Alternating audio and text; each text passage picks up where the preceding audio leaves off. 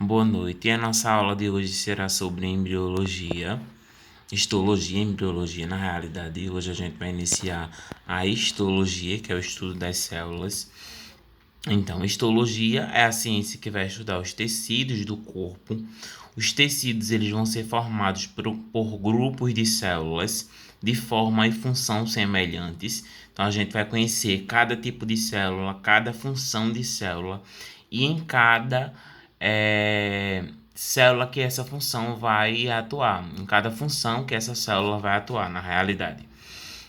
Então, a gente vê aqui que inicialmente as células elas são originadas e o conjunto dessas células vão formar tecidos, os tecidos vão formar órgãos, os órgãos vão formar sistemas como o sistema digestório, que é formado pelo trato digestório, que vai compreender a boca, a faringe, o esôfago, o estômago, o intestino delgado, o intestino grosso, o reto, o ânus, como também o sistema nervoso com os neurônios, os axônios, como também o sistema é, adiposo, que produz lipídio, que permite a impermeabilização e a entrada de agentes externos. Então, cada sistema e cada conjunto de órgãos que vão formar sistemas vão formar organismos que somos nós seres humanos. Então, os organismos, que somos nós seres humanos, somos formados por um conjunto de sistemas que antecedem os órgãos, que são formados por tecidos, e os tecidos eles são formados por células. Então, a célula é a unidade fundamental do corpo, é a menor unidade fundamental do corpo na realidade. Nela são desenvolvidas várias funções. Então, a célula ela tem a capacidade de desenvolver várias funções, começando pela membrana plasmática, que tem a função de selecionar o que entra e o que sai, como também dos ribossomos, que vão absorver e sintetizar proteínas que vão ser importantes para o nosso organismo, como também nas células vegetais, os vacúolos, que vão ter a capacidade de interação do que entra e do que sai de água para aquela célula vegetal, como na célula animal, que são o glicocálice, que vai reconhecer na membrana plasmática uma outra célula. Então, cada tipo de célula vai desenvolver uma função no organismo e a célula é a unidade fundamental do corpo do indivíduo. O conjunto dessas células vão formar tecidos. Então, os tecidos são a associação de várias células semelhantes. E aí, eu falei para vocês de células vegetais, células animais, células do sistema digestório, célula do sistema nervoso, célula do sistema adiposo. Mas o conjunto de tecidos vão ser formados através apenas de células semelhantes. Então, quando vocês observarem tecido adiposo, ali só vão existir células que são semelhantes ao do tecido adiposo. Tecido nervoso, então ali só vão ser encontradas células como axônios, neurônios, que fazem parte do tecido nervoso. Se vocês escutarem falar sobre o sistema digestivo, o sistema digestório, então ali vão existir células que vão ter associação apenas com o esôfago, com a faringe, com o estômago, com o intestino delgado, com o intestino grosso, com o reto, com o ânus. Então, cada tecido ele vai ter uma associação de várias células semelhantes compondo aquela formação daquele tecido, e o conjunto desses tecidos vão serem denominados órgãos. E aí os órgãos vão desenvolver a junção de vários tecidos que realizam uma determinada função no organismo. Então, a junção desses tecidos realiza uma determinada função no organismo. A gente está vendo aqui o coração. O coração faz parte do sistema. O coração faz parte de um sistema, e aí o conjunto desse sistema, conjunto do sistema cardiovascular, a gente tá vendo aqui o tecido que faz parte do conjunto do sistema cardiovascular. E aqui a célula que faz parte do tecido e faz parte do órgão que é o coração, que faz parte do sistema cardiovascular. Então, uma coisa vai anteceder a outra.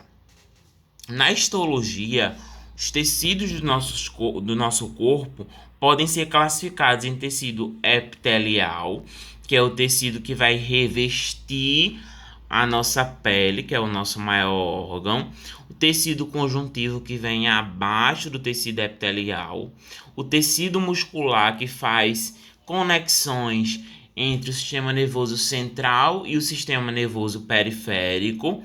A gente só consegue andar, a gente só consegue correr, a gente só consegue falar, porque existem essas associações entre os nervos sensitivos e os nervos motores, e os associativos, que vão fazer a associação, e o tecido muscular.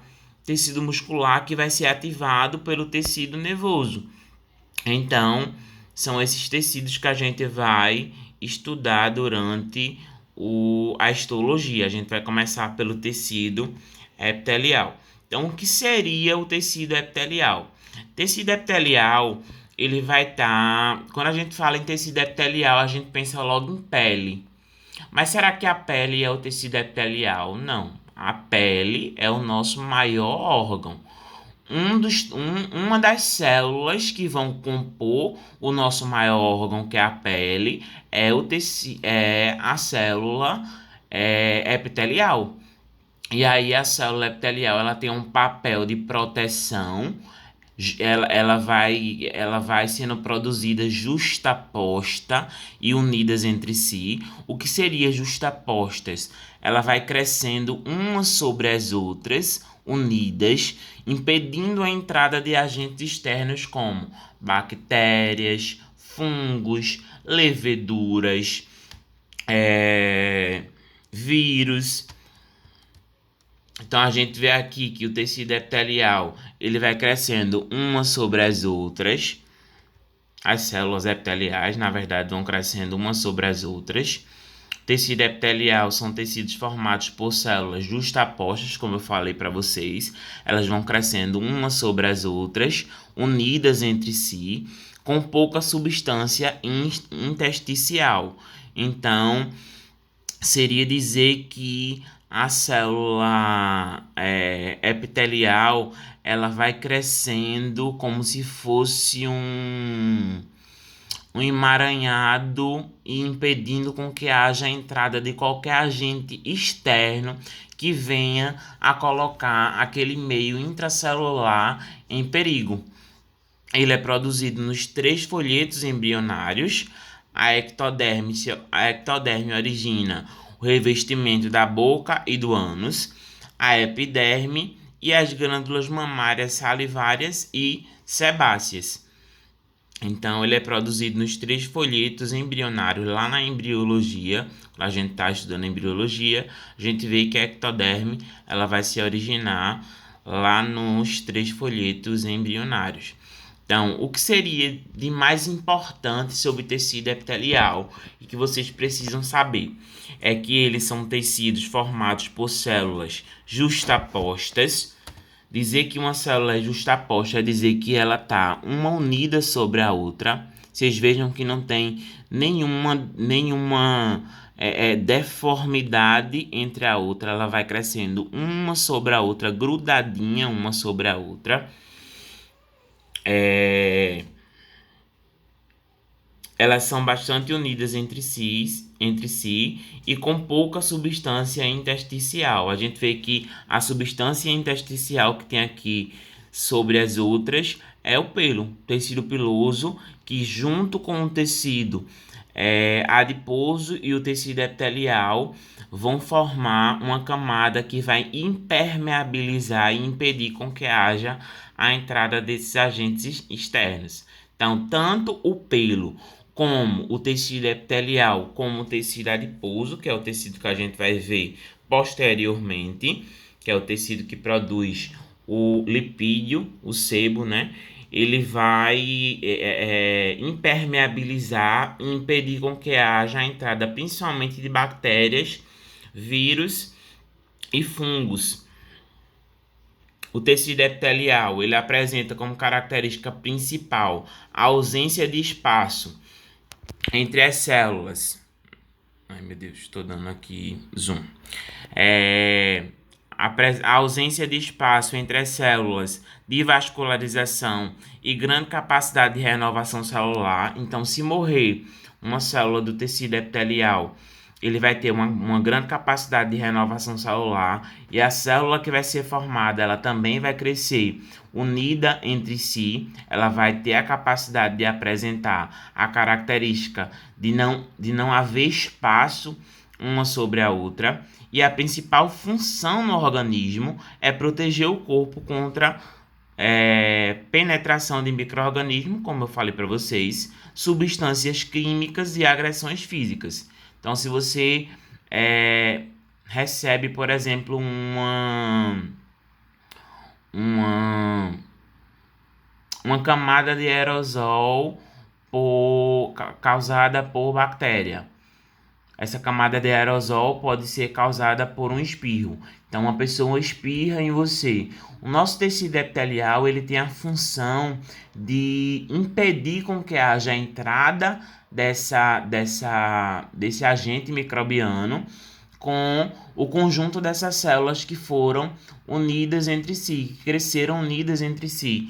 Então, elas tinham um papel primordial de proteção no nosso corpo contra a penetração desses micro-organismos. Ela vai se encontrar recobrindo o corpo externamente, a epiderme e a córnea, e a superfície interna dos órgãos ocos, como estômago, ouvido, nariz, pulmão, boca, útero, bexiga e etc. Então, o tecido epitelial, ele se encontra em diversos locais, em diversos sistemas que vão compor o nosso corpo, justamente com a principal função de proteção e impedimento com que haja a entrada de agentes microbianos, principalmente bactérias, fungos, leveduras e vírus. Além disso, ele é responsável pela formação de glândulas. Um exemplo de glândulas, eu coloquei aqui para vocês: fígado, pâncreas, glândulas salivares e etc. Então, essas glândulas, elas são formadas, ele é responsável pela formação dessas glândulas, que vão também ter a função de proteção e de absorção de nutrientes ou adsorção de nutrientes. Então, o tecido epitelial, ele tem a função tanto de proteção como de absorção de nutrientes. Vocês vão ver que abaixo do tecido epitelial existe uma camada basal. Se vocês observarem em alguns livros, existe o nome membrana basal ou camada basal. O que seria membrana basal ou camada basal? Seria porque o nosso tecido epitelial, ele não tem como absorver uma fonte de nutriente direta. Então, o que vai nutrir o nosso tecido epitelial é o nosso tecido conjuntivo. De que forma o nosso tecido conjuntivo ele vai nutrir o nosso tecido epitelial? Ele vai através